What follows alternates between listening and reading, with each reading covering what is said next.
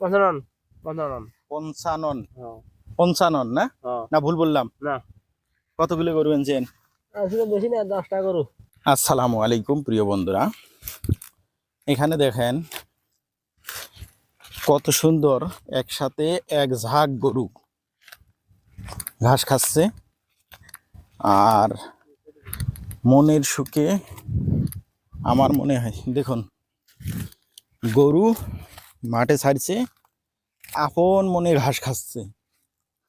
আর মা তার সন্তানকে খাবার খাওয়াচ্ছে। বিষয়টা কোনো আসলেই অবাক করার মতো। আমরা এই মুহূর্তে আছি বজরাশ্বরের অপোজিট পাশে, অর্থাৎ পশ্চিম বজরায়। তো এখানে ওই যে একজন বসে আছে, সম্ভবত ওনার গরু, এই গরুগুলো সম্ভবত ওনার। তো আমরা ওনার সাথে একটু কথা বলবো। তো আকাশের পরিস্থিতিও তেমন ভালো নয়, আমরা একটু ওনার সাথে একটু কথা বলি। ভাই গরু কি আপনার? হ্যাঁ আসেন ওনার সাথে একটু কথা বলি। গরু তো দেখলাম মোটামুটি মাশাআল্লাহ। আসুন আমরা যাচ্ছি ওনাদের কাছে, যাওয়ার পরে একটু কথা বলি। ও মা, দেখিস রে পাওয়ার মধ্যে ঢুকবে, দেখিস, খেয়াল করিস। হ্যাঁ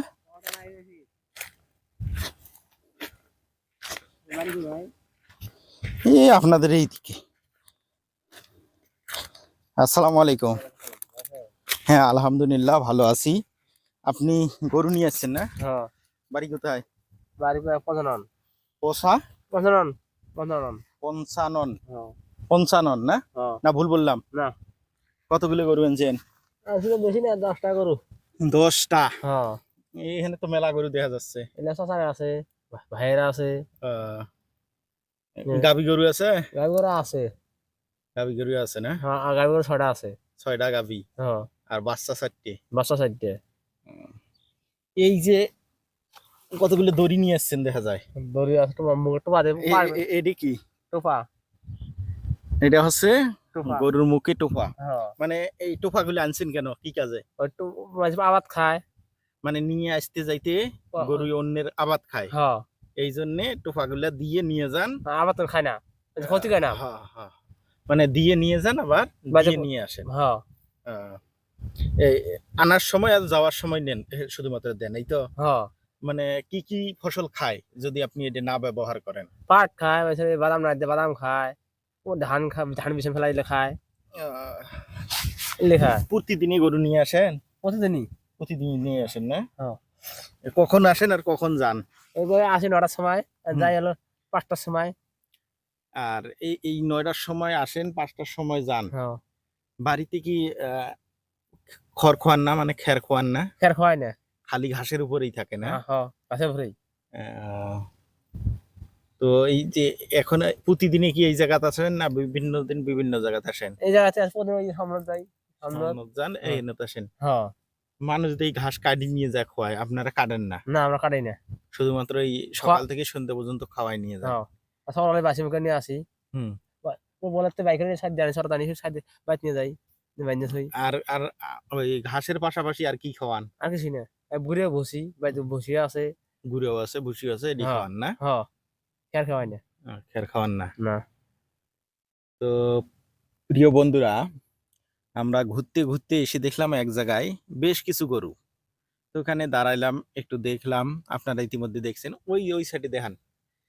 এইখানে আপনার গরুগুলো আছে? ওই যে যেগুলো দেখা যাচ্ছে এগুলোর মধ্যে আপনার গরু আছে না ওইদিকে আছে? এইদিকে আছে, ওইদিকে আছে, মানে মিশেলত আছে? মিশালাত আছে, মিশালা আইছে। ওই যে গাভীটা দুধ খাইতেছে বাচ্চায়, ওটা কার? স্যার ওই স্যার ওই ওই যে ওনার? হ্যাঁ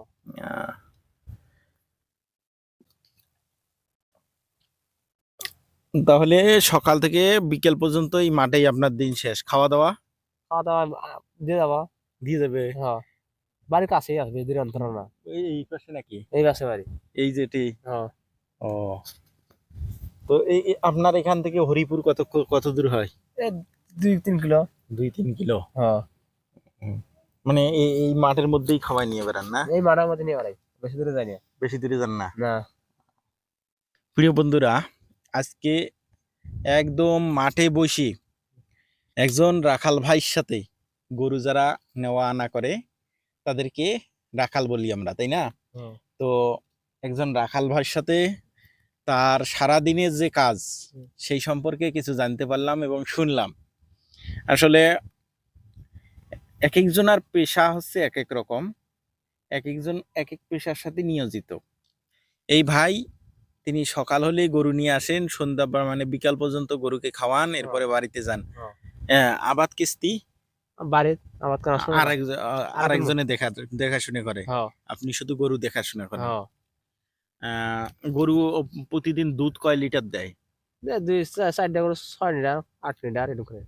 দুধ বেচতে কে যায় না বাড়ির থেকে নিয়ে যায়? বাড়িতে থেকে নিয়ে যায়। কত করে কেজি নেয়? 60 টাকা 70 টাকা। 60 টাকা 70 টাকা না? মানে প্রতিদিনের দুধ প্রতিদিনে বাড়ির থেকে নিয়ে যায়। ওই ষাঁড় গরুটা কার? ওই যে লাল সাদা কালা? ওটা হ্যাঁ হ্যাঁ। ওটা চাচার। আপনার চাচার কতগুলো গরু আছে? 10-12টা আছে। হ্যাঁ, গরু কটা তোমার? 12টা গরু আছে আর বলে 12টা। যাই কই ওনার চাচার গরু 12টা, এনার 10টা, 22টা গরু নিয়ে দুইজন চলে আইছেন মাঠে। তো যাই হোক, বিষয়টা আসলে ভালো লাগলো, ঘুরতে ফিরতে প্রকৃতির ছোঁয়া প্লাস হচ্ছে সাধারণ মানুষের যে জীবনযাপন, সাধারণ যে মানুষের জীবনযাপন একদম সাধারণ ভাবে তারা জীবনযাপন করে, সেই দৃশ্যটাই আপনাদের মাঝে তুলে ধরছি। তো ভালো থাকবেন এবং সুস্থ থাকবেন। ওই যে ওই পাশে একজন কাশিয়ে কাটতেছে না, ওটা কি করবে? গরু খাওয়াবে নাকি? না, কাশিয়ে বোঝা বেঁধে বাইতে, ওই ভুট্টার ডাল ডোল আছে না, হ্যাঁ হ্যাঁ, বোঝা বেঁধে বাবার খেয়ে যায় কি হবে।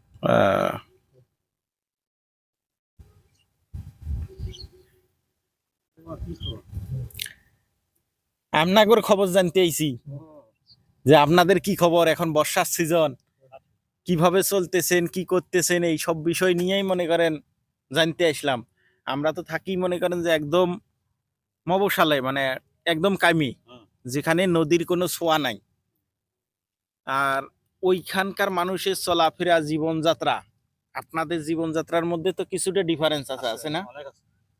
তো সেই পরিপ্রেক্ষিতে আসলাম ঘুরতে ঘুরতে, যে দেখি কে কোন অবস্থায় আছে, কোন জায়গায় কি অবস্থায় আছে, মানে কে কিভাবে চলাফেরা করতেছে, আমাদের এইদিকে কেমন, তাদের ওইদিকে কেমন, মানে এক একটা সিজনে তো এক এক রকম একটা সিচুয়েশন আসে। তো সেটাই আর কি উপভোগ করার জন্য আসলাম, দেখার জন্য আসলাম। তো এই পরিপ্রেক্ষিতে আইসে আপনার ভাইস্তের সাথে কথা বললাম, বুঝছেন? এই হলো অবস্থা।